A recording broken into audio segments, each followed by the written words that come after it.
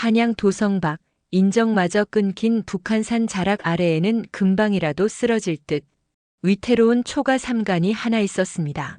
석갈에는 사가 내려앉았고 벽면의 황토는 비바람에 씻겨 나가 뼈대만 앙상하게 남은 그곳에 한때는 이름만 대면 대궐에서도 알아주던 명문가의 자제 김상현이 살고 있었습니다. 부친이 영모의 누명을 쓰고 가문이 풍비박산 난 뒤 그는 세상의 눈을 피해 이곳에 숨어들어 붓 한 자루의 의지에 목숨을 부지하고 있었습니다. 밖에서는 거센 빗줄기가 낙수 장단을 맞추며 초가집 지붕을 두드려 대던 어느 깊은 밤이었습니다.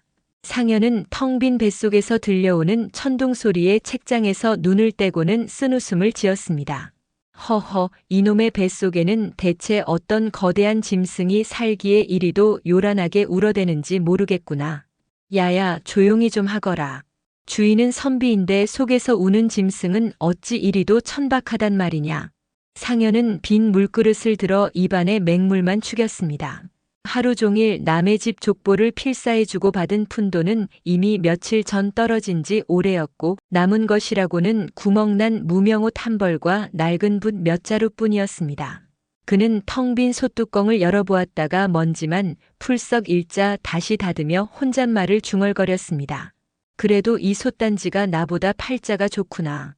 나는 속이 비어 괴로운데 너는 비어 있어도 배고픈 줄을 모르니 말이다.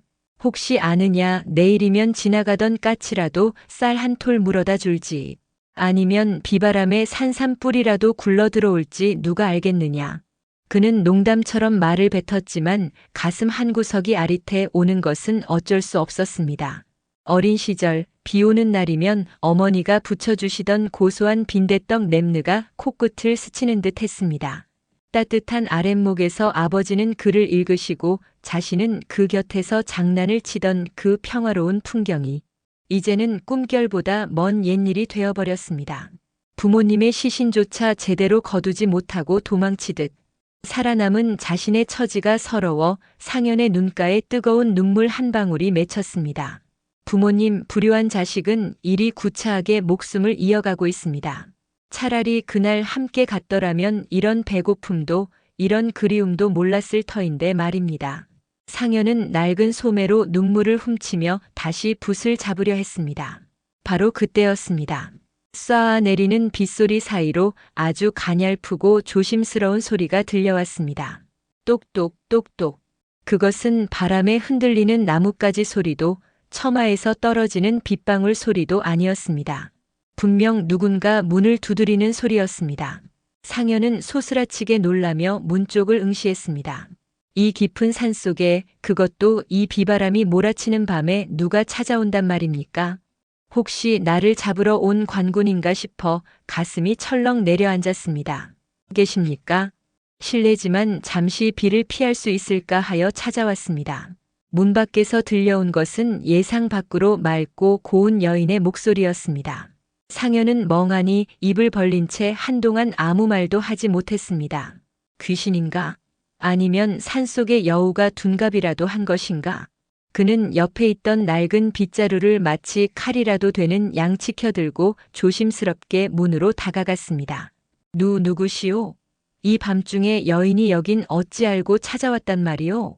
나는 가진 것이라곤 벼룩 한 마리도 없는 가난한 선비이니 가져갈 것도 없소. 상현의 떨리는 목소리에 밖에서 작은 웃음소리가 들려왔습니다. 도적도 귀신도 아니니 심려 마십시오. 길을 잃고 헤매다 불빛을 보고 찾아왔을 뿐입니다. 염치 없지만 몸이 너무 젖어 이대로는 한 걸음도 떼기 어렵사오니 부디 처마 밑이라도 내어주실 수 없겠습니까? 여인의 목소리가 너무나 절박하고도 애처로워 상현은 차마 외면할 수 없었습니다. 그는 침을 꿀꺽 삼키며 조심스럽게 문고리를 당겼습니다. 문이 열리자마자 차가운 빗줄기가 방 안으로 들이쳤고 그 속에서 비에 흠뻑 젖은 여인이 서 있었습니다. 비단 옷자락은 몸에 달라붙어 있었고 창백한 얼굴 위로 빗물이 줄줄 흘러내리고 있었지만 그 미색만큼은 어둠 속에서도 눈이 부실 정도였습니다. 상현은 넋을 잃고 그녀를 바라보다가 얼른 고개를 돌렸습니다. 아이고, 이를 어쩌나. 일이 젖으셨으니 어서 들어오시오. 방 안이 좁고 누추하지만 밖보다는 나을 것이요. 여인은 조심스럽게 방 안으로 발을 들여놓았습니다. 그런데 그녀가 방에 들어서자마자 다급하게 상현의 소매를 붙잡았습니다. 선비님, 청이 하나 있습니다. 제가 이곳에 머무는 동안 절대 불을 켜지 말아 주십시오. 등잔불을 끄고 어둠 속에서만 저를 대해주겠다고 약조해 주신다면 이곳에 머물겠습니다. 상현은 눈을 동그랗게 떴습니다. 불을 켜지 말라니요? 일이 어두운데 어찌 손님을 맞이한단 말이오? 혹시 얼굴에 무슨 흉이라도 있으신 거요? 아니면 내가 너무 잘생겨서 눈이 멀까봐 걱정되시는 거요? 상현의 넉살 좋은 농담에 여인은 고개를 숙이며 나지막이 대답했습니다. 그런 것이 아닙니다. 다만 제가 처한 사정이 있어 빛 아래 얼굴을 드러낼 수 없으니 부디 이 간절한 청을 들어주십시오. 만약 불을 켜신다면 저는 당장 이 빛 속으로 다시 나가야만 합니다. 여인의 단호한 말투에 상현은 당황하여 손사래를 쳤습니다. 알겠소, 알겠소. 끄면 되지 않겠소. 어차피 기름도 아까워 죽을 지경이었는데 잘 되었구려. 자, 보시오. 내 지금 당장 입바람으로 불을 끌 테니 나가지 마시오. 상현은 등잔불을 후 불어 껐습니다. 순식간에 방 안은 손가락 하나 보이지 않는 칠흑 같은 어둠에 잠겼습니다. 오직 거친 빗소리와 두 사람의 가쁜 숨소리만이 좁은 방 안을 가득 채웠습니다. 상현은 어둠 속에서 더듬더듬 자리를 잡으려다 그만 문지방에 발가락을 찍고 말았습니다. 아이고, 내 발가락이야. 여보시오, 처자. 불을 끄니 내 발가락이 문지방과 인사를 나누는구려. 이보시오, 거기 있소? 어둠 속에 있으니 내가 혼자 떠드는 것 같아 기분이 묘하오. 네, 선비님. 여기 있습니다. 배려해 주셔서 진심으로 고맙습니다. 여인의 목소리는 어둠 속에서 더욱 감미롭게 들려왔습니다. 상현은 아픈 발가락을 문지르면서도 왠지 모를 설렘에 가슴이 두근거리는 것을 느꼈습니다. 그런데 말이오, 처자. 이름이 무엇인지 어디서 왔는지는 물어도 되겠소? 이 밤중에 여인 혼자 산길을 헤매다니 보통 담력이 아니면 못할 일이오. 혹시 저 아래 마을에서 도망친 노비라도 되는 거요? 아니면 대감집에서 쫓겨난 소첩이라도 되는 거요? 저는 그저 이름 없는 사람이라 여겨주십시오. 갈 곳을 잃어 발길 닿는 대로 오다 보니 이곳에 이르렀습니다. 선비님의 성함은 어찌 되시는지요? 상현은 자신의 이름을 말하려다 잠시 주춤했습니다. 몰락한 가문의 이름을 내세우는 것이 부끄러웠기 때문입니다. 하지만 여인의 맑은 목소리에 거짓을 말하고 싶지는 않았습니다. 내 이름은 김상현이라 하오. 보시다시피 다 쓰러져가는 집에서 글이나 파먹고 사는 가난뱅이지요. 하지만 사람 하나는 진국이니 걱정 마시오. 내 비록 배는 고파도 처자의 몸에는 손가락 하나 대지 않을 테니 말이오. 여인은 어둠 속에서 살포시 미소 짓는 듯 했습니다. 상현이라 이름이 참으로 맑고 정겹습니다. 선비님의 따뜻한 마음씨가 목소리에서 느껴지니 안심이 됩니다. 두 사람은 어둠을 사이에 두고 긴 대화를 나누었습니다. 상현은 자신이 왜 이곳에 살게 되었는지, 돌아가신 부모님에 대한 그리움은 어떠한지, 그리고 혼자 지내는 밤이 얼마나 외로웠는지를 본물 터지듯 쏟아냈습니다. 여인은 조용히 그의 이야기를 들어주며 때로는 맞장구를 치고 때로는 함께 안타까워해 주었습니다. 선비님, 비록 지금은 고달프시겠지만 선비님의 그 올곧은 마음이 언젠가는 빛을 발할 날이 올 것입니다. 하늘은 결코 진심을 저버리지 않으니까요. 여인의 위로 섞인 말 한마디에 상현은 가슴 깊은 곳에서 뜨거운 것이 울컥 치밀어 올랐습니다. 세상 누구도 알아주지 않던 자신의 고독을 오늘 처음 본 이 여인이 알아주는 것 같았기 때문입니다. 처자, 고맙소. 내 평생 이리 속 시원하게 내 이야기를 해본 적이 없소. 그런데 말이오, 이제 비도 좀 잦아드는 것 같은데 배고프지 않소? 내가 대접할 것이라곤 시원한 냉수 한 사발뿐이라 미안하구려. 괜찮습니다. 선비님의 말씀만으로도 이미 배가 부릅니다. 상현은 어둠 속에서 장난기가 발동했습니다. 허허, 내 말이 무슨 고기 반찬이라도 된단 말이오? 내 말이 그리 맛나다면 밤새도록 짓거려 줄 수도 있소만 그러다 처자가 배가 터져버리면 어쩌나 걱정이구려. 여인은 참지 못하고 까르르 웃음을 터뜨렸습니다. 그 웃음소리는 마치 옥쟁반의 구슬이 구르는 듯 청아하여 상현의 마음을 흔들어 놓았습니다. 어둠은 두 사람 사이의 벽을 허물어 주었고 얼굴을 볼 수 없기에 오히려 더 깊은 속마음을 나눌 수 있게 해주었습니다. 그렇게 칠흑 같은 밤은 깊어만 갔고 상현은 생전 처음 느껴보는 기묘하고도 달콤한 감정에 휩싸인 채 밤이 지나지 않기를 바랐습니다. 여인이 홀연히 떠난 뒤 상현의 하루는 평소보다 수십 배는 더디게 흘러갔습니다. 평소 같으면 필살 종이의 질을 따지거나 붓끝이 갈라진 것을 타박하며 시간을 보냈을 터인데 이제는 해가 서산마루에 걸리기만을 손꼽아 기다리는 처지가 되었습니다. 상현은 여인이 다시 올지도 모른다는 생각에 난생 처음으로 방구석의 먼지를 털어내고 해진 자리를 기우며 호들갑을 떨었습니다. 이놈의 먼지는 닦아도 끝이 없구나. 마치 내 머릿속에 가득 찬 그 처자의 생각 같으니 말이다. 야야 거미야. 너도 오늘 밤에는 저 구석으로 좀 비켜나 있거라. 혹시라도 귀한 손님 머리 위로 줄이라도 타면 내 너를 가만두지 않을 터이니. 상현은 부러진 빗자루를 들고 춤을 추듯 방 안을 청소하다가 그만 어제 다친 발가락을 다시 문지방에 찍고 말았습니다. 아야야. 이놈의 문지방은 어째 어제보다 더 단단해진 것 같으냐. 내가 이 집 주인인데 어찌 주인 발가락만 이리 못살게 구는지 모르겠구나. 혹시 너도 그 처자가 보고 싶어 심술을 부리는 것이냐? 상현은 혼자 낄낄거리며 아픈 발을 주물렀습니다. 스스로 생각해도 제 모습이 우스꽝스러웠지만 가슴속에서 일렁이는 이 기분 좋은 긴장감은 도저히 숨길 수가 없었습니다. 그는 여인에게 대접할 것이 없나 살피다 마당가에 핀 들꽃 몇 송이를 꺾어 빈 병에 꽂아두었습니다. 어차피 불을 끄면 보이지도 않을 텐데 무슨 소용인가 싶으면서도 그녀의 코끝에 향기라도 닿기를 바라는 마음이었습니다. 어느덧 해가 뉘엿뉘엿 지고 사방에 어둠이 깔리기 시작했습니다. 상현은 약조한 대로 등잔불을 켜지 않은 채 어둠 속에 앉아 귀를 기울였습니다. 마침내 숲 저편에서 낙엽 밟는 조심스러운 발소리가 들려왔습니다. 상현은 용수철처럼 튀어 일어나 문을 열었습니다. 오셨소? 내 목이 빠지게 기다리고 있었소. 문 밖에는 어제 그 여인이 그림자처럼 서 있었습니다. 달빛조차 구름에 가린 밤이었으나 그녀의 단아한 실루엣만은 상현의 눈에 선명하게 들어왔습니다. 기다려주셔서 고맙습니다, 선비님. 약조를 지켜 불을 켜지 않으셨군요. 여인은 어둠 속으로 스며들듯 방 안으로 들어왔습니다. 상현은 급히 문을 닫아 외부의 미세한 빛조차 차단했습니다. 두 사람은 다시 칠흑 같은 어둠 속에 마주 앉았습니다.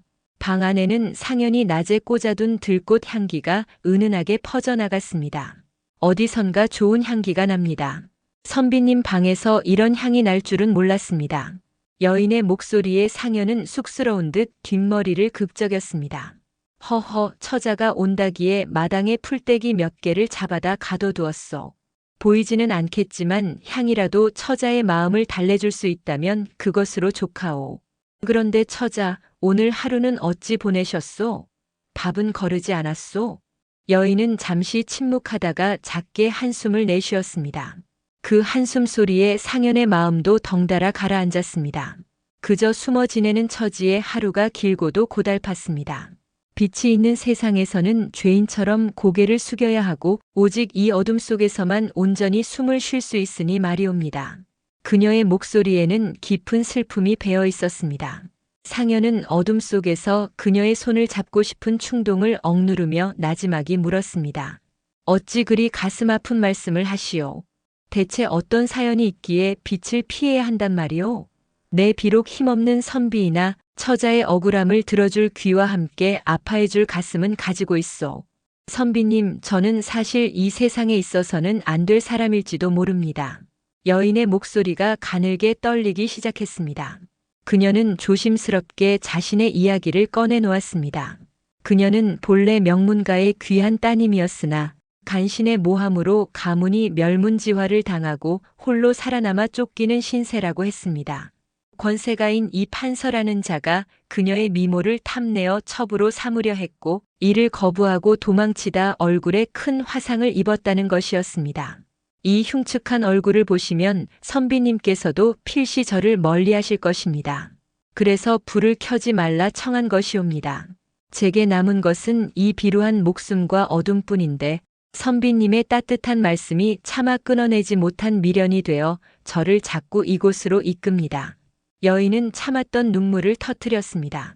어둠 속에서 들려오는 그녀의 흐느낌은 상현의 심장을 갈갈이 찢어놓는 듯 했습니다. 상현은 자신도 모르게 손을 뻗어 여인의 떨리는 어깨를 감싸 안았습니다.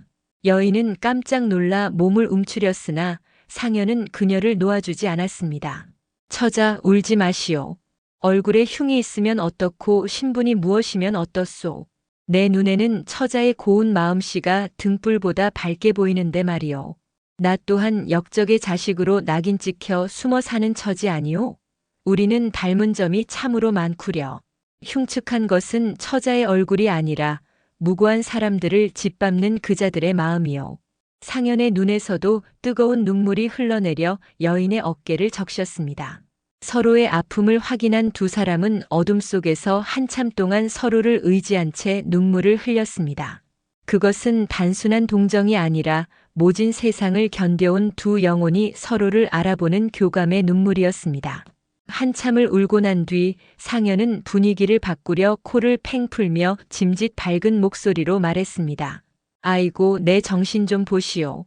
귀한 손님을 모셔놓고 같이 울기만 했으니 이 무슨 추태란 말이오. 처자, 내 비록 지금은 가난하여 물만 대접하지만 언젠가 처자의 억울함을 풀고 나면 한양에서 제일 가는 맛난 음식을 산더미처럼 쌓아놓고 불을 활짝 켠 채 마주 앉읍시다. 그때가 되면 내 이 잘생긴 얼굴을 보고 처자가 기절할지도 모르니 마음 단단히 먹으시오. 여인은 상현의 농담에 눈물을 닦으며 작게 웃음을 지었습니다.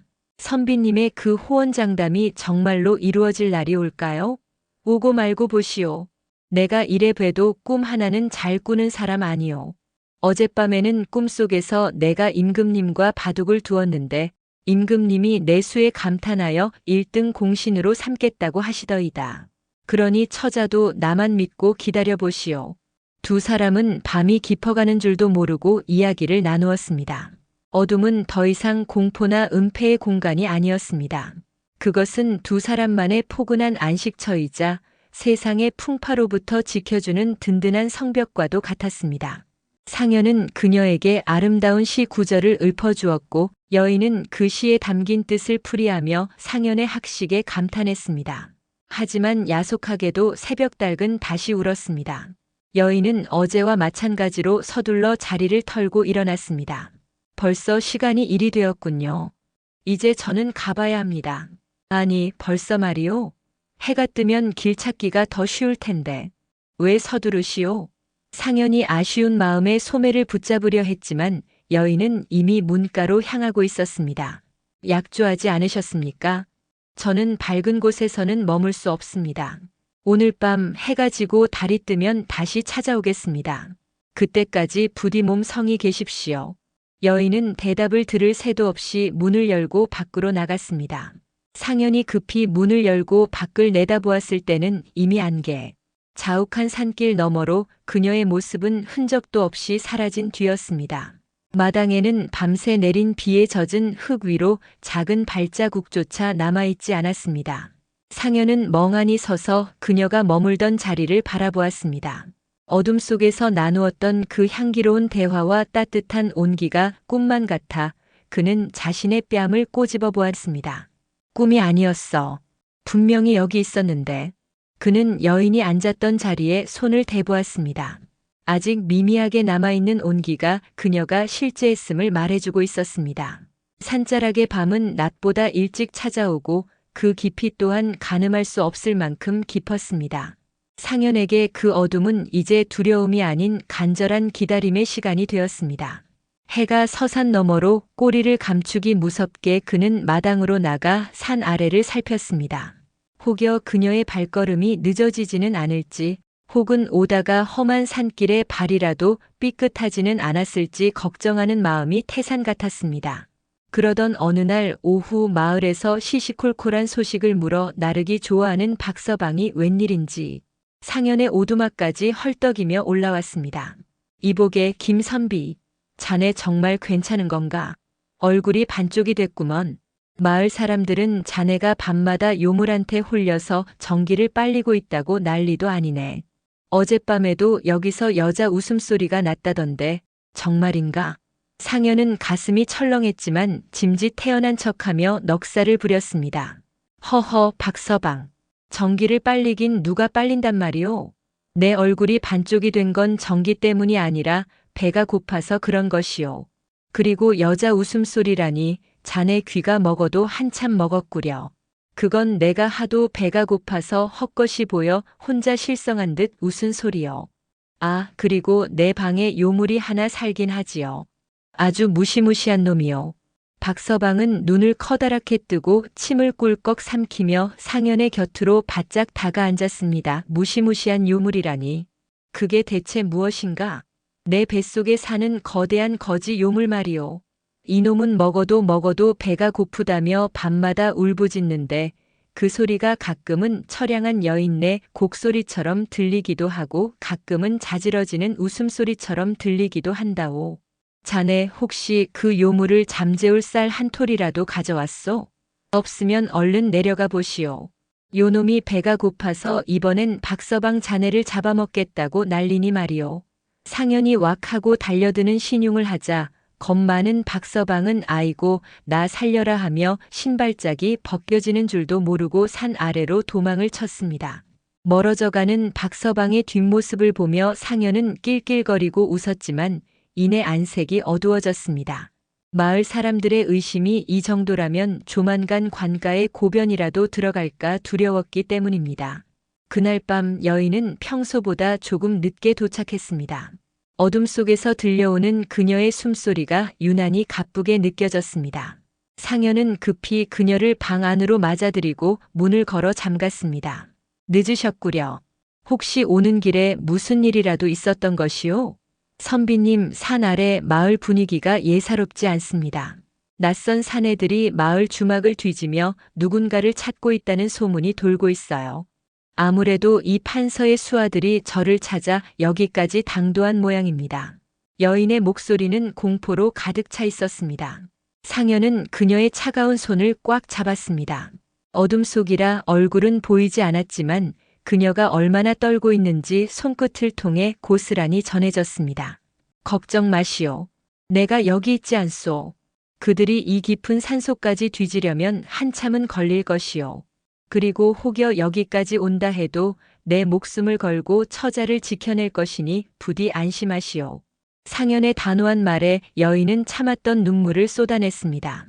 소리내어 울지도 못하고 끄끄대며 어깨를 들썩이는 그녀의 모습에 상현의 가슴은 천갈래 만갈래로 찢어지는 듯 했습니다.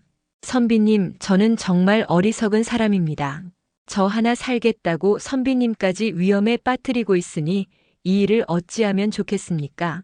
차라리 제가 그들에게 잡혀가 죽는 것이 선비님을 위한 길일지도 모릅니다.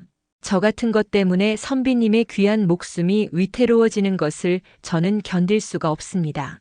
처자, 그게 무슨 망발이오. 나 같은 몰락한 선비에게 처자는 이미 목숨보다 귀한 존재가 되었소. 처자가 없는 세상이라면 내가 산들 무슨 재미가 있겠소?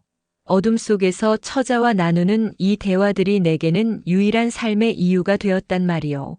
그러니 제발 떠나겠다는 말은 하지 마시오. 두 사람은 어둠 속에서 서로를 꼭 껴안았습니다. 살을 맞대고 체온을 나누는 것만이 유일한 위로가 되는 밤이었습니다. 여인은 상현의 가슴에 얼굴을 묻고 한참을 울다가 겨우 진정된 목소리로 말했습니다. 선비님과 만약 평범한 세상에서 만났더라면 어땠을까요? 등잔불 아래에서 서로의 얼굴을 마주보며 맛있는 음식을 나누고 꽃구경도 다닐 수 있었겠지요? 물론이지요. 내가 처자에게 약조하지 않았소? 언젠가 반드시 그렇게 만들어 주겠노라고. 내 비록 지금은 낡은 붓대나 굴리고 있지만 내 머릿속에는 팔도 강산의 모든 아름다운 시가 다 들어있어. 그때가 되면 매일 아침 처자에게 꽃 같은 시를 지어 바칠 터이니 처자는 그저 예쁜 미소만 지어주면 돼요. 상현은 짐짓씩씩하게 말하며 그녀를 달랬습니다. 하지만 속으로는 밀려오는 불안감을 떨칠 수 없었습니다. 아니나 다를까 다음 날 새벽녘이 되기도 전에 밖에서 심상치 않은 소리가 들려왔습니다. 멀리서 횃불이 일렁이는 소리와 함께 사나운 개 짖는 소리, 그리고 거친 사내들의 고함이 산자락을 타고 올라오고 있었습니다. 저기 산꼭대기에 오두막이 하나 있다고 했지? 그곳에 수상한 놈이 살고 있다니 샅샅이 뒤져라. 한 놈도 놓쳐서는 안 된다. 여인은 얼굴이 창백해져 상현의 팔을 붙잡았습니다. 선비님, 그들이 왔습니다. 어쩌면 좋습니까? 상현은 재빨리 여인을 방 한구석에 있는 낡은 뒤주 속에 숨겼습니다. 그리고는 자신은 아무 일도 없었다는 듯 자리에 누워 코를 골며 자는 척을 했습니다. 잠시 후 쾅 하는 소리와 함께 사나운 발길질에 문이 박살나며 험상궂은 사내들이 들이닥쳤습니다. 이놈, 아직도 잠에 취해 있느냐? 당장 일어나지 못할까? 상현은 눈을 비비며 짐짓 놀란 척 몸을 일으켰습니다. 아이고 맙소사. 뉘신데 남의 잠자리에 이리 무례하게 굴신단 말이오? 도적대요? 아니면 저승사자요? 내 가져갈 것이라곤 빈솥단지뿐인데 그거라도 가져가려거든 가져가시오. 닥쳐라.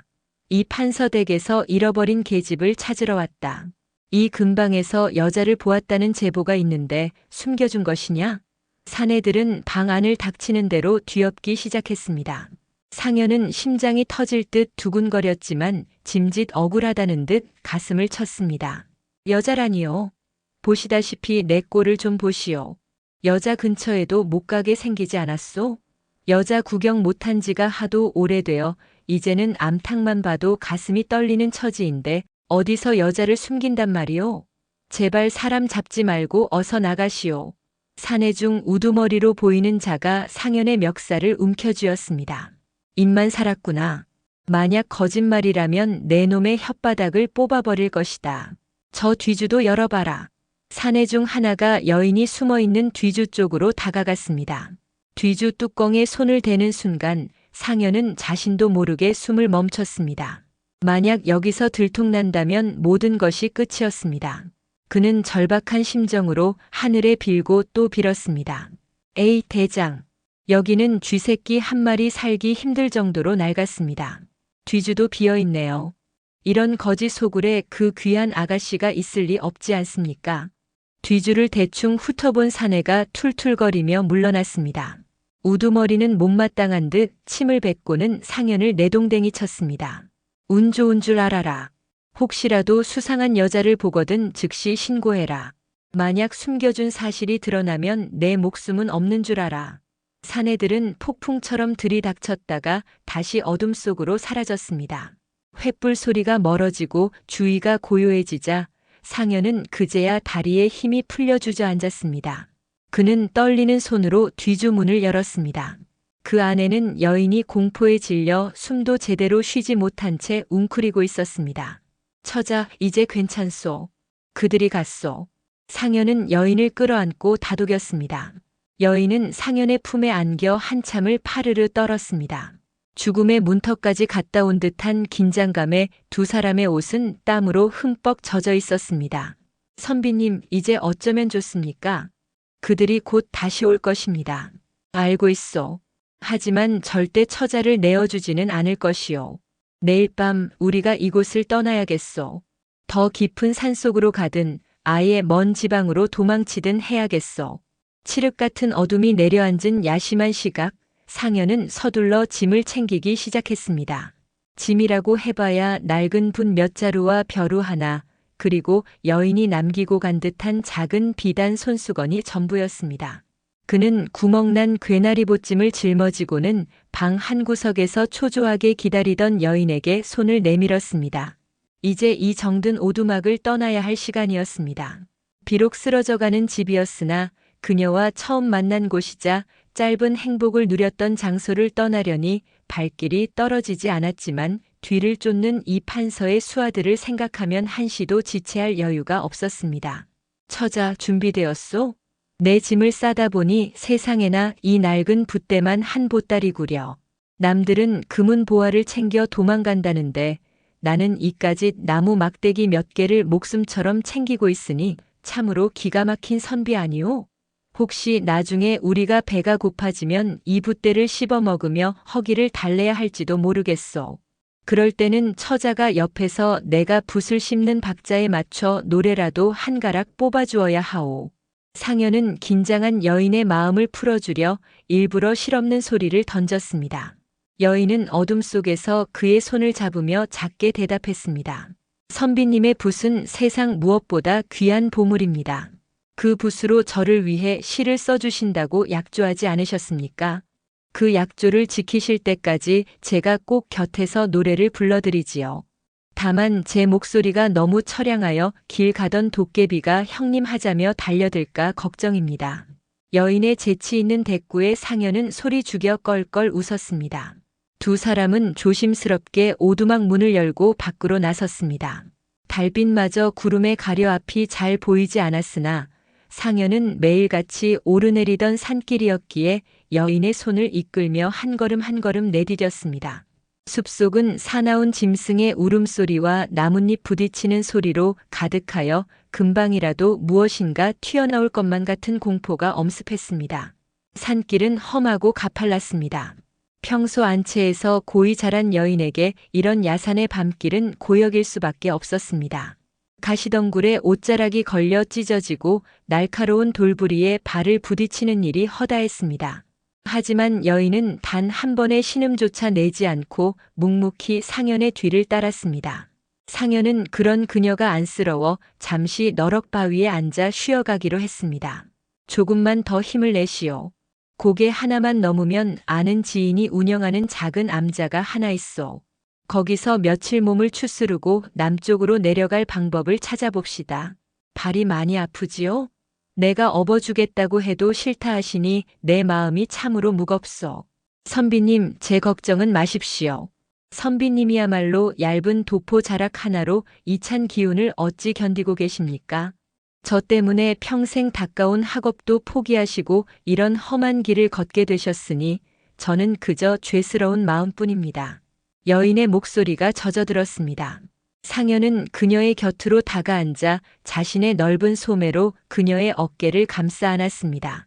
어둠 속에서 느껴지는 그녀의 가녀린 체구는 금방이라도 부서질 듯 연약했습니다.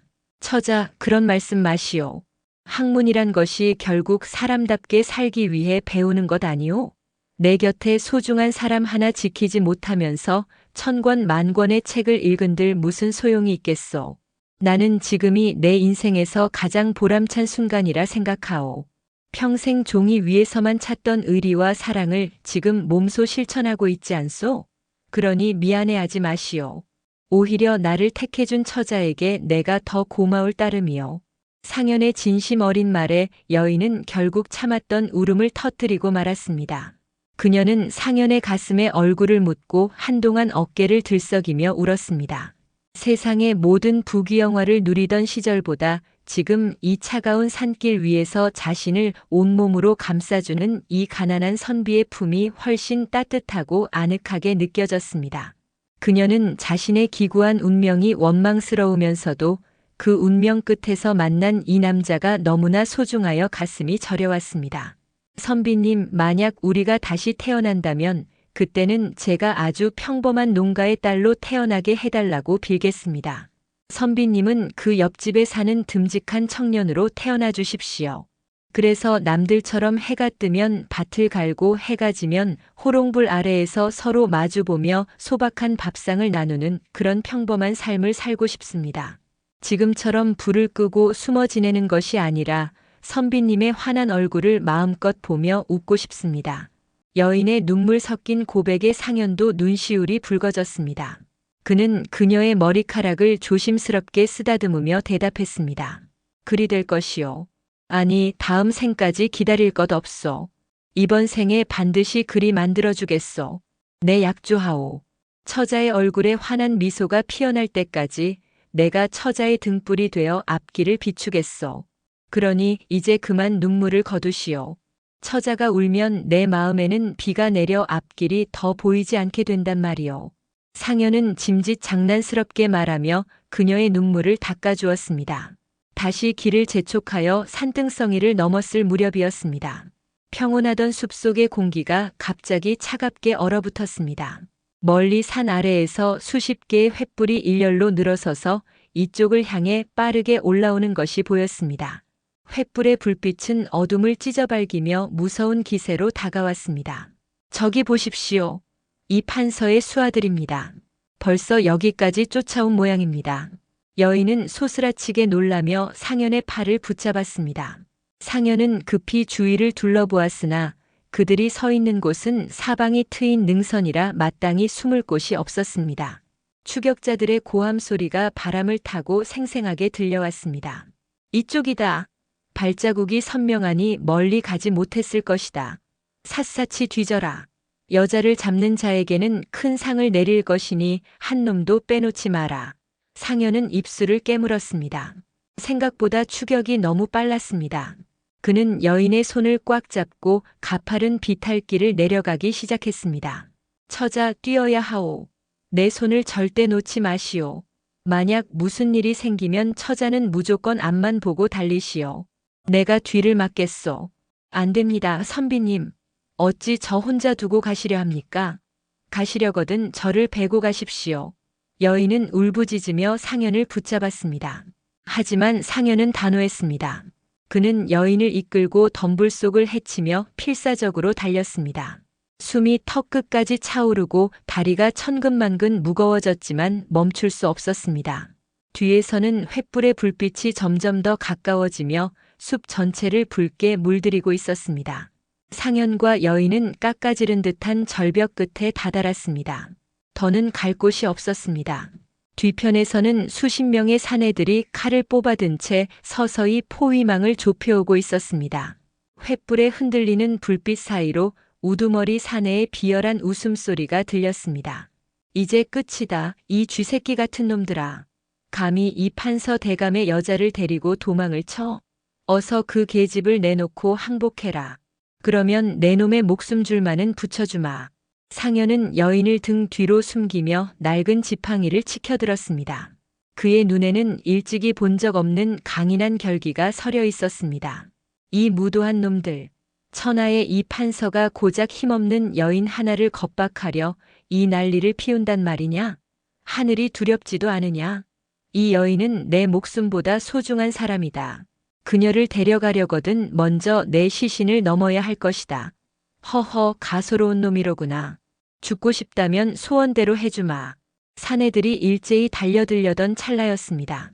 여인이 상현의 등 뒤에서 천천히 걸어 나왔습니다. 그녀는 떨리는 손으로 자신의 얼굴을 가리고 있던 너울을 벗으려 했습니다. 선비님, 이제 그만하십시오. 저 때문에 선비님까지 돌아가실 수는 없습니다. 제가 그들에게 가겠습니다. 그러니 제발 도망치십시오. 안 돼요, 처자. 절대 안 돼요. 상현이 그녀를 막아 세우려 했지만 여인의 눈빛은 이미 모든 것을 체념한 듯 깊고 슬펐습니다. 어둠 속에서 그녀의 눈물이 횃불빛을 받아 보석처럼 빛났습니다. 두 사람의 애절한 시선이 허공에서 부딪혔고 그 순간 온 세상이 멈춘 듯 고요해졌습니다. 죽음보다 깊은 사랑과 살보다 가혹한 운명이 그들을 집어삼키려 하고 있었습니다. 절벽 끝으로 몰린 두 사람의 발치 아래로는 끝을 알 수 없는 낭떠러지가 입을 벌리고 있었습니다.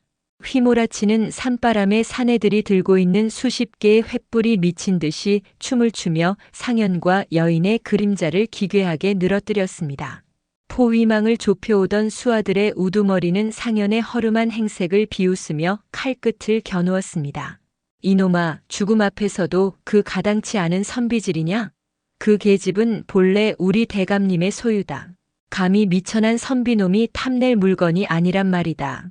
당장 비키지 않으면 내 놈의 목을 쳐서 저 아래 골짜기로 던져버릴 테다. 상현은 가쁜 숨을 몰아쉬면서도 지팡이를 쥔 손에 힘을 주었습니다. 등 뒤에서 떨고 있는 여인의 온기가 그의 척추를 타고 전해져 왔습니다. 그는 갑자기 껄껄대며 크게 웃기 시작했습니다. 그 웃음소리가 어찌나 당당하고 기세가 좋았던지 기세등등하던 사내들이 주춤하며 서로의 눈치를 보았습니다. 하하, 이 어리석은 놈들아. 너희가 정녕 죽으려고 작정을 했구나. 내가 왜 이 여인에게 불을 켜지 말라고 했는지 아느냐? 이 여인은 사실 사람이 아니라 이 산의 전기를 먹고 사는 천년 묵은 불려우란 말이다. 평소에는 이리 고운 처녀의 모습을 하고 있지만 강한 불빛이 닿는 순간 본색을 드러내어 눈앞에 있는 놈들의 심장을 죄다 파먹어버린단 말이지. 내가 지금껏 불을 끄고 지낸 것은 내 심장이 아까워서가 아니라 너희 같은 가련한 중생들을 보호하기 위함이었거늘 어찌 이리 죽음을 자초한단 말이냐. 상현의 엉뚱하고도 서슬퍼런 주장의 사내들 사이에서 동요가 일었습니다. 그들은 본래 무지하고 미신을 잘 믿는 부류였기에 어둠 속에서만 나타난다는 여인의 소문과 상현의 능청스러운 연기에 속아 넘어간 것이었습니다. 네, 대장. 정말 여우라면 큰일 아닙니까? 어쩐지 이 험한 산속에 여자 혼자 있는 게 이상하다 했습니다요. 우두머리는 부하의 뒤통수를 갈기며 버럭 소리를 질렀습니다. 이 멍청한 놈아, 저놈의 잔꾀에 속느냐? 여우인지 사람인지 내 눈으로 직접 확인하면 될 것 아니냐. 어서 횃불을 저 계집의 얼굴에 들이대라. 상현의 기지는 거기까지였습니다. 우두머리는 직접 횃불을 뺏어 들고 여인에게 다가왔습니다. 상현이 온몸으로 막으려 했으나 다른 사내들이 달려들어 그를 바닥에 내팽개쳤습니다. 안 돼. 불을 비추지 마라. 제발 그만둬라. 상현의 절규에도 불구하고 뜨거운 횃불의 불꽃이 여인의 얼굴 바로 앞까지 다가갔습니다. 여인은 비명을 지르며 고개를 돌리려 했으나 눈부신 광명은 무자비하게 그녀의 비밀을 들추어냈습니다. 어둠 속에서 그토록 고왔던 그녀의 왼쪽 뺨은 과거 화마가 휩쓸고 지나간 듯 붉고 흉측한 흉터로 뒤덮여 있었습니다. 매끄러운 오른쪽 얼굴과 대비되어 그 상처는 더욱 처참해 보였습니다. 으악, 이게 뭐야? 정말 요괴인가? 얼굴이 왜 저 모양이야? 사내들은 경악하며 뒤로 물러섰습니다. 우두머리 또한 침을 뱉으며 횃불을 바닥으로 던져버렸습니다. 에이, 재수 없어라. 대감님이 찾으시던 미색은 온데간데 없고 웬 괴물딱지가 앉아있구먼. 이 판서 대감님이 이런 흉물스러운 년을 찾으려고 우리를 이 고생시킨 거란 말이냐? 이런 계집은 가져다 줘도 매만 맞을 게 뻔하다. 여인은 바닥에 주저앉아 두 손으로 얼굴을 감싸 쥐었습니다. 평생을 숨겨온 치부가 가장 잔인한 순간에 그것도 가장 사랑하는 사람 앞에서 발가벗겨진 채 드러난 것이었습니다. 그녀는 흐느껴 울며 상현의 눈을 피했습니다. 선비님, 보지 마십시오. 제발 저를 보지 마십시오. 제가 이래서 불을 켜지 말라 한 것입니다. 저는 이렇게 추하고 더러운 존재입니다. 선비님이 그리려던 그 고운 시 속에 저는 어울리지 않는 괴물입니다. 여인의 울음소리는 절벽 아래의 바람보다 더 차갑게 가슴을 파고들었습니다. 상현은 사내들의 발길질에 채여 입가에 피를 흘리면서도 기어이 기어나와 여인을 품에 안았습니다. 그는 그녀의 손을 조심스럽게 떼어내고 흉터로 일그러진 그녀의 뺨에 자신의 얼굴을 가져다 댔습니다. 처자, 고개를 드시오. 내 눈을 똑바로 보시오. 내가 지금 무엇을 보고 있는지 말이오. 여인은 떨리는 눈으로 상현을 바라보았습니다. 상현의 눈에는 혐오감이나 경멸은커녕 오직 깊은 애정과 슬픔만이 가득 담겨 있었습니다. 그의 눈동자에 비친 자신의 모습은 괴물이 아니라 그저 사랑받고 싶어하는 한 명의 여인이었습니다. 상현은 흉터 위에 자신의 입술을 가볍게 맞추었습니다. 내게는 이 흉터가 그 어떤 비단보다 부드럽고 그 어떤 보석보다 아름답게 보이오. 이것은 처자가 그 모진 고난을 견뎌내고 살아남았다는 증표가 아니오. 내가 사랑한 것은 처자의 매끄러운 살결이 아니라 어둠 속에서도 나를 따뜻하게 보듬어주던 그 고운 너키였소. 그러니 제발 스스로를 괴물이라 부르지 마시오. 처자는 내게 세상에서 가장 귀하고 아름다운 연인이오. 상현의 진심 어린 고백에 여인은 그의 가슴팍을 붙잡고 목 놓아 울었습니다. 평생을 가두어 두었던 열등감과 고통이 그의 따뜻한 눈물 한 방울에 눈 녹듯 사라지는 기분이었습니다. 그 모습을 지켜보던 사내들은 비릿한 웃음을 지으며 다시 칼을 뽑아들었습니다. 풍경 좋구먼. 그놈의 사랑 타령은 저승에 가서나 실컷 하거라. 대감님이 계집은 상관없다고 하셨으니 여기서 두 놈 다 끝내주마. 사내들이 일제히 달려들려는 찰나 상현의 머릿속에 번뜩이는 생각이 스쳤습니다. 그는 아까 우두머리가 바닥에 던진 횃불이 마른 풀더미 위에 떨어져 연기를 내고 있는 것을 보았습니다. 상현은 여인을 꽉 껴안으며 그녀의 귀에 속삭였습니다. 처자, 나를 믿으시오. 눈을 꼭 감고 내가 시키는 대로 해야 하오. 상현은 갑자기 괴성을 지르며 바닥에 뒹굴고 있던 자신의 괴나리 보찜을 불길 속으로 던져버렸습니다. 보찜 안에는 그가 평생 모아온 종이 뭉치와 필사할 때 쓰던 다량의 숟가루 그리고 기름 섞인 먹물이 들어있었습니다. 이놈들아, 정녕 죽고 싶다면 내 마지막 도수를 보여주마. 천년. 묵은 여우의 도끼가 터져 나온다. 펑 하는 소리와 함께 기름과 숟가루가 불길을 만나 거대한 검은 연기 기둥을 만들어냈습니다. 마른 풀더미에서 올라오는 매운 연기까지 더해져 순식간에 절벽 위는 앞을 분간할 수 없는 안개 천지가 되었습니다. 내 눈이 안 보인다. 이게 무슨 조화냐? 대장, 정말 여우의 요술인가 봅니다. 아이고, 사람 살려. 사내들이 연기 속에서 허우적대며 비명을 지르는 사이 상현은 여인을 이끌고 미리 보아두었던 절벽 옆의 좁은 바위 틈새로 몸을 날렸습니다. 그곳은 겉으로 보기에는 낭떠러지 같았으나 사실 아래쪽에 작은 동굴로 이어지는 비탈길이 숨겨져 있는 곳이었습니다. 상현은 자신의 몸을 방패 삼아 여인을 감싸고 가파른 비탈을 굴러내려갔습니다. 날카로운 돌과 나뭇가지가 온몸을 찔렀지만 그는 여인을 놓지 않았습니다. 한참을 굴러내려가 덤불 속에 몸을 숨긴 뒤에야 상현은 거친 숨을 몰아쉬었습니다. 멀리 절벽 위에서는 여전히 사내들의 고함과 연기가 자욱했지만 그들은 이미 죽음의 문턱을 한 걸음 넘어선 뒤였습니다. 상현은 피투성이가 된 손으로 여인의 얼굴을 어루만졌습니다. 처자, 다친 곳은 없소? 내 요술이 제법 쓸만하지 않았소? 명색이 선비인데 평생 배운 글줄보다 이 숟가루 한 줌이 더 큰 일을 해냈구려. 여인은 상현의 상처 입은 얼굴을 보며 눈물을 닦아주었습니다. 선비님, 어찌 이리 무모한 짓을 하셨습니까?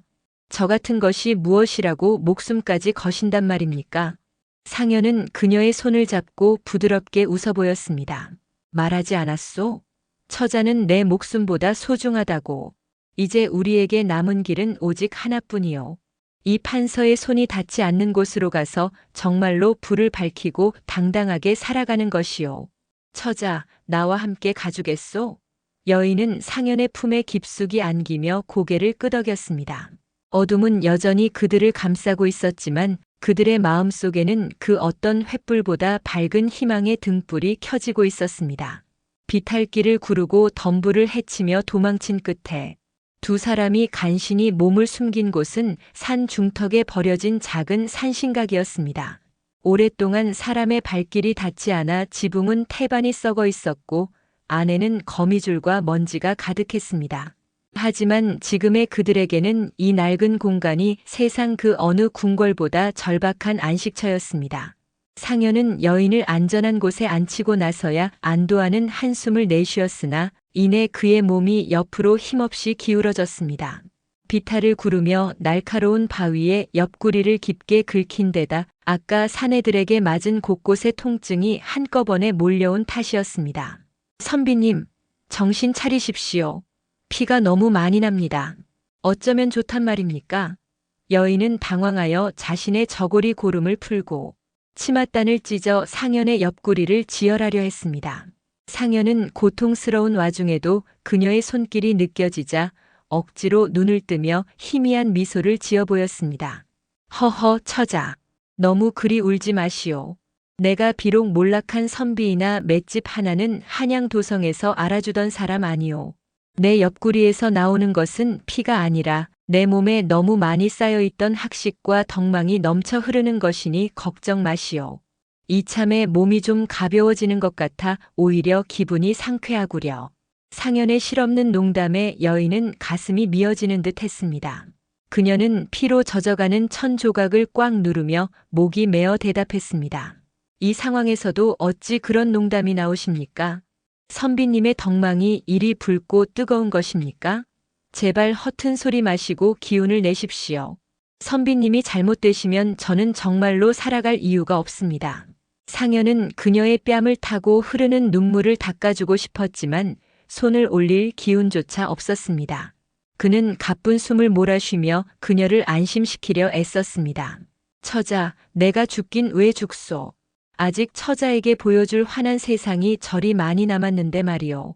내 잠시 눈을 붙이는 것은 나중에 처자와 함께 만난 음식을 먹으러 갈 때 지치지 않으려 잠시 기력을 보충하는 것뿐이오. 그러니 너무 무서워하지 마시오. 내 비록 눈은 감고 있어도 처자의 목소리는 다 듣고 있을 터이니. 상현의 목소리가 점점 잦아들었습니다. 여인은 상현을 자신의 무릎에 뉘고 그의 차가운 손을 두 손으로 감싸 쥐었습니다. 어둠이 짙게 깔린 산신각 안에서 그녀는 자신의 얼굴을 가리고 있던 수치심과 공포를 모두 내려놓았습니다. 이제 그녀에게 중요한 것은 자신의 흉측한 얼굴이 아니라 오직 이 남자의 생명뿐이었습니다. 여인은 산신각 구석에 놓여있던 낡은 대접의 빗물을 받아 상현의 입술을 적셔주었습니다. 그리고는 결연한 표정으로 품 안에서 작은 비단 주머니 하나를 꺼냈습니다. 그것은 그녀가 가문이 멸문당하던 날 아버지가 마지막으로 쥐어주었던 가문의 인장과 신표였습니다. 선비님, 저를 위해 목숨을 거셨으니 이제는 제가 선비님을 구할 차례입니다. 이 판서의 수하들이 저를 찾는 이유는 단순히 제 미색 때문이 아닙니다. 우리 가문이 간직하고 있던 이 신표가 그들의 음모를 밝힐 결정적인 증거이기 때문이지요. 제가 이것을 가지고 그들에게 직접 가겠습니다. 그러면 선비님은 살려줄 것입니다. 상현은 정신이 혼미한 와중에도 그녀의 말을 알아듣고는 고개를 가로저었습니다. 안 돼요. 절대 안 돼요. 차라리 내가 죽는 게 낫지 처자를 사지로 보낼 순 없어. 그놈들은 증거만 챙기고 처자를 가만두지 않을 것이요. 제발 제발 내 곁에 있으시오. 선비님, 제 얼굴의 흉터는 불에 탄 것이지만 제 마음은 아직 타지 않았습니다. 선비님이 가르쳐 주신 사랑이 제 마음을 이리도 단단하게 만들어 주었는걸요. 걱정 마십시오. 저는 절대로 짐승 같은 자들의 손에 저를 맡기지 않을 것입니다. 다만 선비님을 살리기 위해서라면 저는 귀신이라도 될 준비가 되어 있습니다. 여인의 목소리에는 서늘한 기운마저 감돌았습니다. 그녀는 상현의 이마에 마지막으로 입을 맞추고는 산신각 밖으로 나섰습니다. 비바람은 어느덧 잦아들었지만 숲속 여기저기서 횃불이 다시 일렁이기 시작했습니다. 추격자들이 포위망을 좁히며 올라오고 있는 것이었습니다. 여인은 횃불이 가장 밝게 빛나는 쪽을 향해 당당히 걸어 나갔습니다. 그녀는 더 이상 얼굴을 가리지도 어둠 속에 숨지도 않았습니다. 달빛 아래 드러난 그녀의 상처 입은 얼굴은 처연하면서도 범접할 수 없는 위험을 뿜어내고 있었습니다. 여기 있다. 저기 계집이 있다. 모두 이쪽으로 모여라. 순식간에 수십 명의 사내들이 여인을 에워쌌습니다. 우두머리 사내는 여인의 얼굴을 보고는 인상을 찌푸리면서도 그녀의 손에 들린 비단 주머니를 보고는 눈을 번뜩였습니다. 오호라, 제 발로 걸어 나오다니 기특하구나. 역시 그 신표를 내년이 가지고 있었군. 당장 내놓아라. 그러면 저 안에서 죽어가는 선비놈은 그냥 내버려 두마. 여인은 비단 주머니를 높이 쳐들고 차갑게 말했습니다. 이것을 원하느냐? 그렇다면 약조해라. 저 선비님을 당장 산 아래 의원에게 데려가라. 만약 그분의 머리카락 하나라도 상한다면 나는 이 자리에서 이것을 삼키고 혀를 깨물어 자결할 것이다. 내가 죽으면 너희 상전인 이 판서가 과연 무사할 것 같으냐? 사내들은 여인의 기세에 눌려 주춤거렸습니다. 그녀의 눈에는 죽음을 각오한 자만이 가질 수 있는 서슬퍼런 살기가 서려 있었습니다. 우두머리는 침을 뱉으며 부하들에게 명령했습니다. 알았다, 알았어. 어차피 다 죽어가는 놈 살려둔들 무엇하겠느냐. 이보게들 저 안에 있는 선비놈을 업어서 마을 의원 집 앞에 던져두고 오너라. 그리고 이 계집은 압송한다. 사내들이 상현을 산신각 밖으로 끌어낼 때 여인은 상현의 얼굴을 마지막으로 한 번 더 보았습니다. 의식을 잃은 상현의 얼굴은 평온해 보였지만 그의 다친 눈매에는 여전히 그녀를 향한 걱정이 서려 있는 듯 했습니다. 여인은 속으로 피눈물을 삼키며 자신을 끌고 가려는 사내들을 따라 발걸음을 옮겼습니다. 선비님, 부디 살아남으십시오.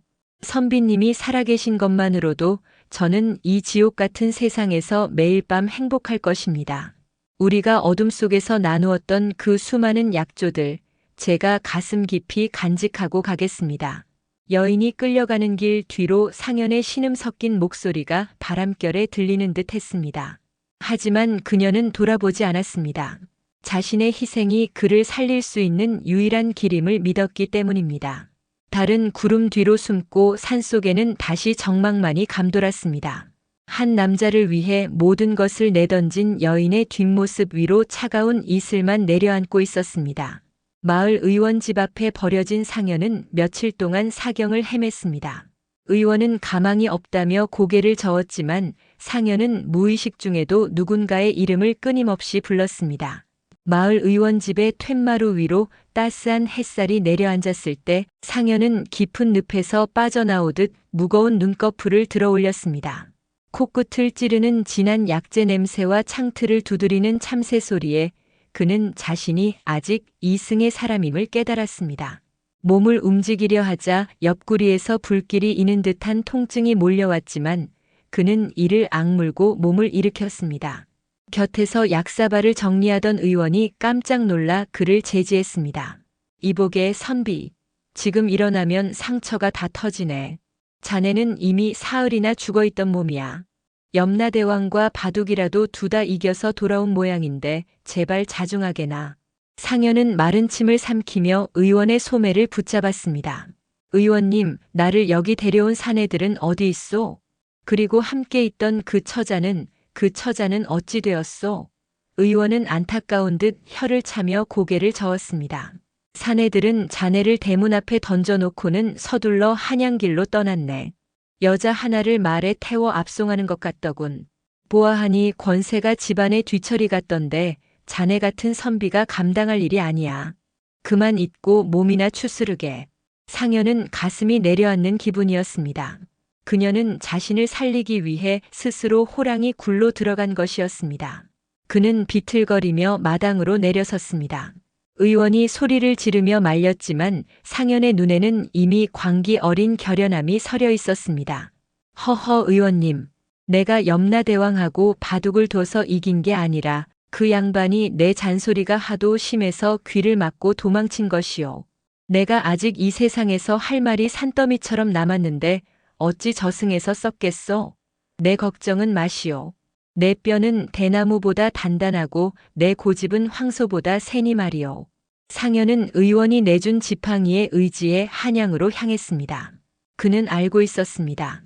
그녀가 남긴 비단 주머니 속의 신표가 무엇을 의미하는지, 그리고 그것이 이 판서의 목을 칠 유일한 칼날임을 말입니다. 사실 그 신표는 상현의 부친과 여인의 부친이 과거 동문 수학하던 시절 훗날 자식들의 정혼을 약속하며 나누었던 귀한 옥패였습니다. 그 안에는 이 판서가 가문을 몰락시키기 위해 꾸몄던 조작된 서신들의 보관 장소가 암호로 새겨져 있었습니다. 한양에 도착한 상현은 예전 부친의 지인이어서 의금부 판사에게 목숨을 걸고 찾아갔습니다. 그는 옥패를 내보이며 모든 진실을 고변했습니다. 상현의 눈물 어린 호소와 명백한 증거 앞에 조정은 발칵 뒤집혔습니다. 이 판서의 집은 순식간에 관군들에게 포위되었고 어둠 속에서 죄 없는 이들을 괴롭히던 간신들의 악행이 만천하에 드러났습니다. 하지만 상현의 마음은 오직 한 곳으로 향해 있었습니다. 이 판서의 지하 감옥, 그 차갑고 습한 곳에 갇혀 있을 그녀를 생각하면 잠시도 숨을 쉴 수 없었습니다.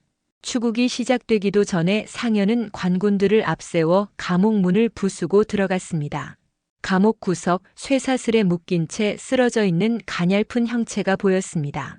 그녀는 모진 고초를 겪은 듯 옷자락은 갈갈이 찢겨 있었고 얼굴의 흉터 위에는 새로운 피딱지가 앉아 있었습니다.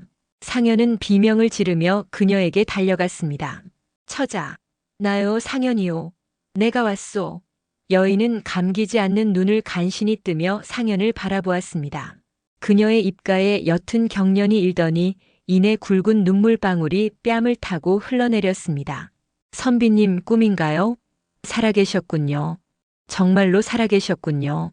저는 이제 죽어도 여한이 없습니다. 처자, 죽긴 왜 죽소? 이제 우리에게는 눈부신 아침만 남았는데 내가 약조하지 않았소? 반드시 처자를 빛의 세상으로 이끌겠노라고. 보시오, 저기 옥방 틈새로 들어오는 햇살을 말이오. 상현은 그녀의 결박을 풀고 자신의 도포를 벗어 그녀를 감싸 안았습니다. 여인은 상현의 품에서 아이처럼 목 놓아 울었습니다. 그 울음은 평생을 따라다녔던 공포와 억울함, 그리고 사랑하는 이를 잃을 뻔했던 절망이 뒤섞인 치유의 울음이었습니다. 주변을 지켜보던 거친 관군들조차 고개를 돌리며 눈시울을 붉혔습니다. 세월이 흘러 다시 산자락 아래의 오두막을 찾았습니다. 예전에 그 허름한 초가는 온데간데 없고 작지만 단단하고 정갈한 기와집 한 채가 그 자리를 지키고 있었습니다. 조정에서는 상현의 가문을 복권시키고 벼슬을 내리려 했으나 상현은 모든 것을 사양하고 그녀와 함께 이곳으로 돌아왔습니다. 해질녘 방 안에는 은은한 등잔불이 켜져 있었습니다. 여인은 습관처럼 불을 끄려 손을 뻗었지만 상현이 그녀의 손을 부드럽게 잡았습니다. 처자, 이제 불을 끄지 않아도 좋소. 내가 처자의 이 흉터를 얼마나 사랑하는지 잊었소? 이 상처는 우리가 함께 건너온 험난한 밤의 훈장과도 같은 것이오. 나는 등잔불 아래서 처자의 얼굴을 마주보며 웃고 싶소. 여인은 부끄러운 듯 고개를 숙였지만 이내 상현의 눈을 똑바로 응시했습니다. 불빛 아래 드러난 그녀의 얼굴은 비록 매끄럽지는 않았으나 그 어떤 미인보다 평온하고 아름다웠습니다. 상현은 짐짓 장난스러운 표정을 지으며 아내의 손을 꼭 쥐었습니다. 그런데 부인, 내가 사실 고백할 것이 하나 있소. 저 아래 마을 박서방이 그러는데 부인이 밤마다 나를 잡아먹으려 한다고 소문이 났더구려. 부인이 여우인 줄 알고 다들 무서워하니 내가 부인에게 잡아먹히지 않으려면 밤마다 부인에게 맛난 음식을 바쳐야 할 것 같소. 어찌 생각하시오? 여인은 상현의 농담에 활짝 웃음을 터뜨렸습니다. 그 웃음소리는 예전처럼 처량하지 않고 봄바람에 휘날리는 꽃잎처럼 경쾌했습니다. 선비님의 그 말재주는 평생 가도 변하지 않으시겠군요. 제가 여우라면 선비님처럼 수다스러운 남편은 벌써 질려서 도망갔을 것입니다. 하지만 어쩌겠습니까? 제 마음을 이미 선비님께 다 주었으니 잡아먹고 싶어도 먹을 심장이 남아있지 않은걸요. 두 사람은 마주 앉아 서로의 얼굴을 오랫동안 바라보았습니다. 어둠 속에서만 나누던 사랑은 이제 환한 등불 아래서 더욱 단단하게 뿌리를 내리고 있었습니다. 밖에서는 풀벌레 소리가 정겹게 들려오고 하늘에는 그날처럼 달이 밝게 떠 있었습니다. 하지만 더 이상 그들에게 달빛은 숨어야 할 신호가 아니었습니다. 상현은 붓을 들어 종이 위에 정성스럽게 글귀를 적어 내려갔습니다. 그것은 그가 그녀에게 약조했던 꽃 같은 시였습니다. 밤이 깊어 어둠이 나를 덮어도 그대 마음 등불 되어 내 길을 비추니 이제는 타오르는 불꽃 아래서 우리 사랑 천년토록 쓰러지지 않으리. 글을 다 읽은 여인의 눈에 다시 한번 눈물이 고였습니다. 하지만 그것은 슬픔의 눈물이 아니라 세상에서 가장 행복한 여인이 흘리는 보석 같은 기쁨의 눈물이었습니다. 상현은 아내를 품에 안고 창밖의 달을 바라보며 나지막이 의졸였습니다. 고맙소 처자. 내 인생의 가장 어두운 밤에 나를 찾아와 주어서. 길고도 험했던 밤은 가고 두 사람의 앞날에는 영원히 꺼지지 않을 사랑의 등불이 환하게 밝혀져 있었습니다. 이것으로 밤에만 나타나 절대 불을 켜지 말라던 여인과 그녀를 위해 기꺼이 어둠 속으로 뛰어든 선비의 이야기는 아름다운 결말을 맺었습니다.